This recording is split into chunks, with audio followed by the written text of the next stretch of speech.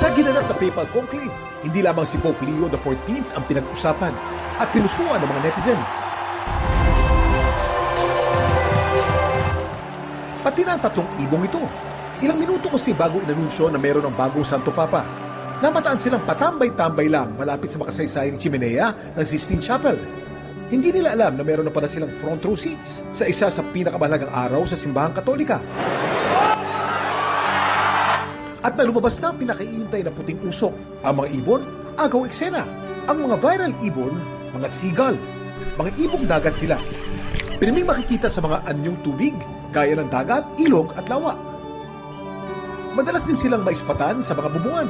Nagmimistulan daw kasi itong natural cliff kung saan sila gumagawa ng pugad. Ang mga chimney naman, naglalabas ng init.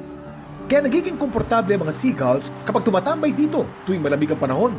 At alam niyo ba na dito sa Pilipinas, may nakikita ring mga seagulls at dumadayo lamang sila sa Pinas tuwing taglamig sa Hilagang Asya o Siberia.